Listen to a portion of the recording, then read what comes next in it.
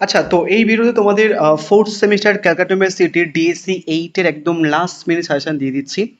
এবং এই ভিডিওতে তোমাদের বেসিক্যালি ডিএসসি 8 এর মোস্ট ইম্পর্টেন্ট প্রশ্নগুলো বলে দেবো, এবং চেষ্টা করবে যে প্ল্যানিংয়ে বলবো আমি প্রশ্নগুলো করার, ঠিক সেই প্ল্যানিংয়ে করার। তাহলে যদি প্রশ্ন কঠিন আসে তাহলে কিন্তু তোমাদের কোনো রকম সমস্যা হবে না। কোশ্চেন্সগুলো বলার আগে আমাকে বলো ডিএসসি 7 পরীক্ষাটা কেমন হয়েছে, সবাই আমাকে জানাবে কমেন্ট বক্সে যে কেমন হয়েছে। ডিএসসি 7-এ বেসিক্যালি হচ্ছে কি, তুমি যদি একটা জিনিস খেয়াল করে দেখো, 5 মার্কসের প্রশ্ন কমন চলে এসেছে। 5 মার্কসের প্রশ্ন ভেন ম্যান এসছে, ক্রিয়েটার এসছে। আমি ক্রিয়েটার দিয়েছিলাম, কনসেপ্ট অফ ক্রিয়েটার, এবং ওরা দিয়েছে বেসিক্যালি মেকার। এবং তারপরে হচ্ছে কি, তোমরা একটা জিনিস খেয়াল করেছো কিনা জানি না, the tiger and the lamp থেকে আমি বেসিক্যালি গোটা ইউটিউবে একসাথে কম্বাইন করে প্রশ্ন করতে বলেছিলাম। এবং যে প্রশ্ন দিয়েছিলাম সিম্বলটাকে ঘুরিয়ে the idea of innocence and experience এসছে, আমি দেখাচ্ছি। বেসিক্যালি এটা এটা বেসিক্যালি গোটা ইউটিউব খুঁজে পেলেও তুমি দেখতে পাবে না, এখান থেকে দেয়নি। ওরা আইডিয়াই করতে পারেনি যে এবারেও হচ্ছে কি তোমাদের টাইগার অ্যান্ড দ্য ল্যাম্পকে কম্বাইন করে দেবে। তো 5টা পোয়েট্রি থেকে 5টাই কমন চলে এসেছে, ইভেন দো স্যাটার্ন এবং ইনভোকেশনস দুটো কমন পড়ে গেছে, বেলিন্দার টাইটেল দুটোই কমন পড়ে গেছে। আমি আর দেখাচ্ছি, টাইটেল দিয়েছিলাম, বেলিন্ডা দিয়েছিল, কমন পড়ে গেছে। ব্যাস ইনভোকেশন আর হচ্ছে কি স্যাটার্ন দিয়েছিল, কমন পড়ে গেছে। প্রায় খুবই ভালো প্রশ্ন হয়েছে বেসিক্যালি। ডিএসসি 8টা কেমন হতে পারে সেটা বলে দিচ্ছি, একটুখানি কমেন্ট জানিও প্লিজ যে কেমন হয়েছে পরীক্ষা। আজকে তো জানাতেই পারো তাই না, যে পরীক্ষাটা ভালো হয়েছে দাদা বা কিছু। এনিওয়েজ, যদি না জানাতে পারো লাইকও করতে পারো, সমস্যা নেই। ডিএসসি 8টা খুব একটা চাপের হবে না। ডিএসসি 8-এর প্রশ্ন একটুখানি ইজি হয়। এর আগের বারে তুমি যদি কোশ্চেন্স নিয়ে আমার মক টেস্ট চেক করে দেখতে পারো, আগের বারের মক টেস্ট, ডিএসসি 8-এর ম্যাকবেথ থেকে দুটো প্রশ্ন দুটো কমন চলেছিল, তোমার মক টেস্ট থেকে। The way of the world থেকে দুটো প্রশ্ন দুটো কমন চলেছিল আমার মক টেস্ট থেকে। ইম্পর্টেন্স অফ বিং আনেস্ট থেকে দুটো প্রশ্ন দুটো কমন চলে এসেছিল আমার মক টেস্ট থেকে।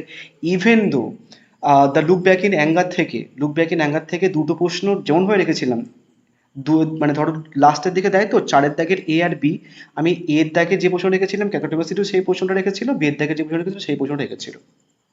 তো বিশাল ভালো প্রশ্ন হয়েছিল এর আগের বারে, মানে আমার মক টেস্ট হুবহু কমন চলে এসেছিল প্রত্যেক কটা ইন্ডিভিজুয়াল প্রশ্ন। এবারেও কোন কোন প্রশ্নগুলো করবে দেখো, ডিএসসি এইটা খুব একটা কঠিন করে না। যারা মোটামুটি যদি কঠিন প্রশ্ন করে তাদের জন্য বলবো, বা সেই কারণের জন্য বলবো যে চেষ্টা করো মক টেস্টটা অ্যাটলিস্ট কমপ্লিট করে যাওয়ার।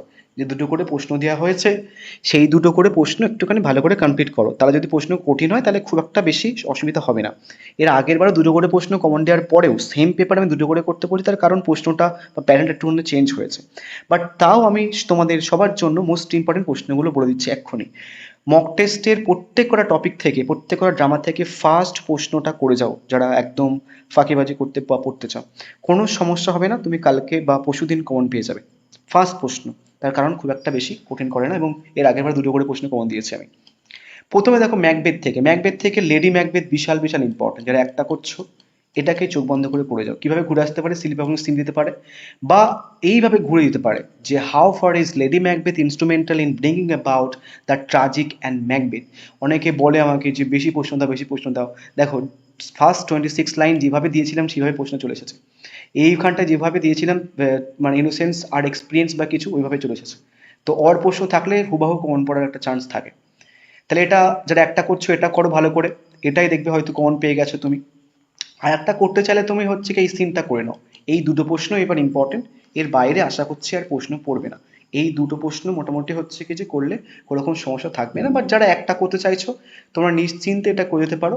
একটু রিস্ক থাকবে, বাট কিছু কারণে একটা করতে রিস্ক নিতেই হবে। এটা বিশাল বিশাল ইম্পর্টেন্ট এবারের জন্য, যারা একটা করছো এটাতে করে যাও। এবার আসছে হচ্ছে কি the way of the world. Way of the world থেকে টাইটেলটা বিশাল বিশাল ইম্পর্টেন্ট।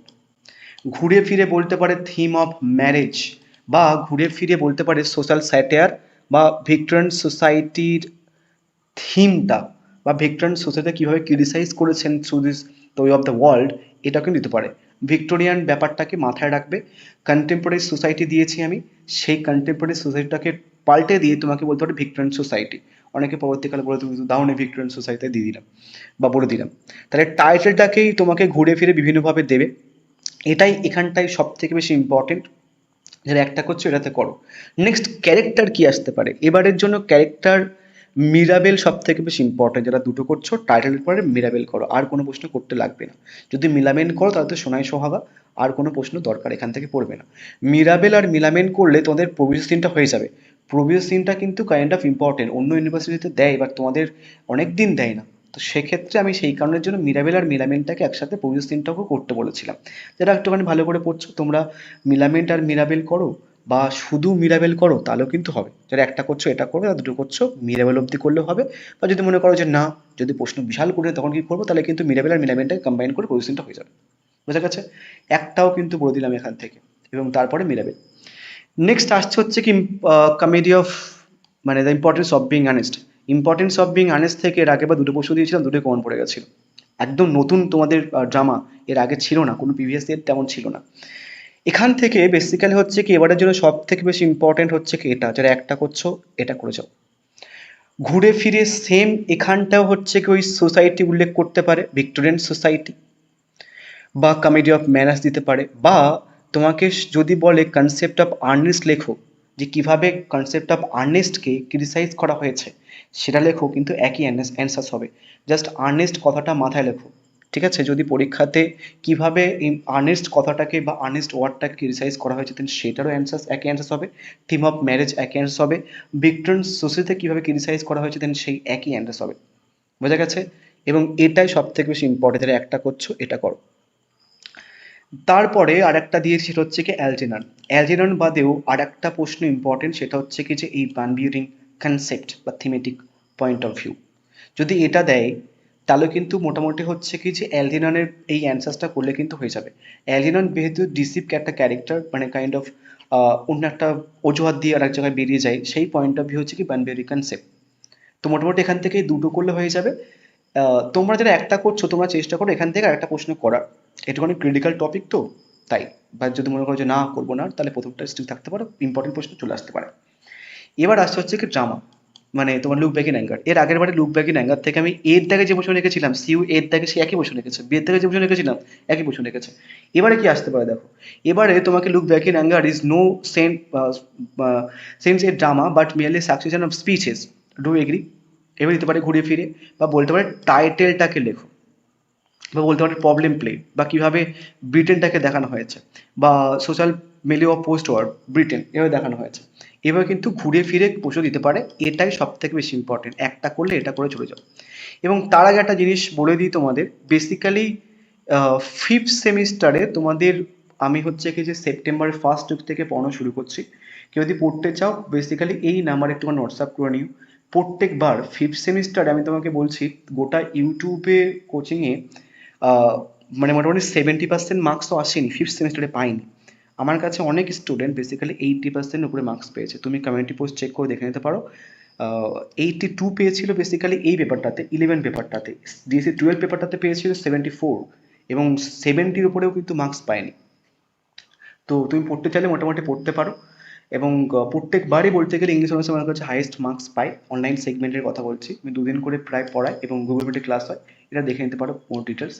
এখন বা হচ্ছে কি তুমি মোটামুটি হচ্ছে কি যে পরে পরীক্ষার পরে টেক্সট করে দেখতে পারো। এই যে প্রশ্ন কঠিন একটু আধটু ঘুরে ফিরে আসছে, বা এই যে প্রশ্নগুলো আমি তোমাদের বলছি মক টেস্টে, এই প্রশ্নগুলো ওদেরকে ডে ওয়ান থেকে লেখানো হয়।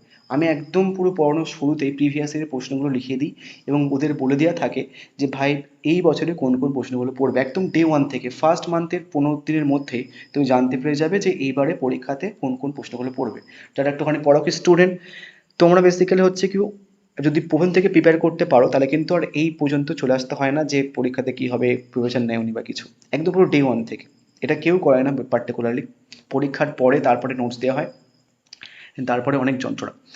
এনিওয়েজ এখান থেকে আর কি প্রশ্ন করবে, যারা পড়বে একটুখানি আমাকে এই নাম্বারে হোয়াটসঅ্যাপ করে নিতে পারো, ফিসটা এখানটায় রয়েছে, ঠিক আছে? এবং শুধু তোমাদের আমার কাছে কিন্তু তোমাদের যতগুলো মাইনর আছে, দুটো করে মাইনর পেপার করতে হবে ফিফথ সেমিস্টারে, ওই দুটো মাইনরের নোটস কিন্তু অ্যাভেলেবেল, যারা নোটসও কিনতে চাও আমার কাছে নোটস কিনতে পারো।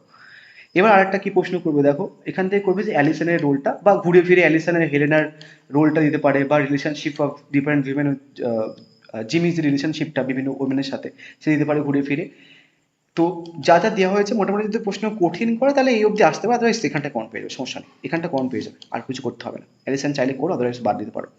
এবার আসা হচ্ছে কি 5 মার্কসের প্রশ্ন। 5 মার্কসের প্রশ্ন আমি ক্লিপ রেখেছি লুক ব্যাক ইন অ্যাঙ্গার থেকে। ক্লিপটা যদিও 15 মার্কসের জন্য ইম্পর্টেন্ট, বাট তাও ক্লিপটা একটু 5 মার্কস জন্য করে নিও। নেক্সট হচ্ছে কি ম্যাকবেথ থেকে রোল অফ উইচেস দিয়েছি। নেক্সট তারপরে দিয়েছি রিপার্স অফ বিং আরাস থেকে দ্য ডিফারেন্ট উইমেনের ক্যারেক্টার। এবং তুমি খেয়াল করে দেখবে টোটাল গোটা অনলাইন সেগমেন্টে বা অফলাইন সেগমেন্টে 5 মার্কসের প্রশ্ন কিন্তু কমন আসে না। আর ডিএসসি 7 এ তো বেসিক্যালি 15 মার্কসের একটা কবিতা থেকে প্রশ্ন কমন দিতে পারে অনেকে, বাট তাও 5 মার্কসের প্রশ্ন কিন্তু কমন দিতে পারে না পার্টিকুলারলি, বাট প্রত্যেকবার মক টেস্ট থেকে কিছু না কিছু 5 মার্কসের প্রশ্ন কিন্তু কমন পড়ে। তো যে 5 মার্কসের প্রশ্নগুলো দিন সেগুলো ভালো করে একটুখানি করেছো।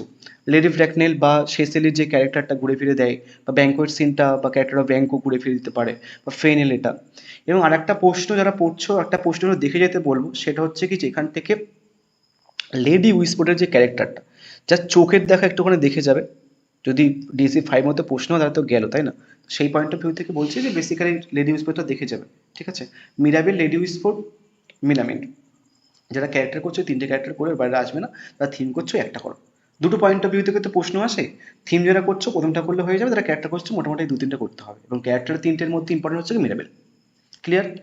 তো এই ছিল মোটামুটি প্রশ্ন, যারা একটা একটা করে পড়বে আমি বলে দিয়েছি যে প্রথম প্রশ্নটা মোটামুটি করলে তোমরা কমন পেয়ে যাবে। ডিএসসি খুব একটা বেশি চাপে প্রশ্ন করে না, এর আগের বারে বহুত প্রশ্ন কমন চলে এসেছিল, যে কটা দিয়েছি আশা করছি ওখান থেকে কমন পেয়ে যাবে। So thank you so much.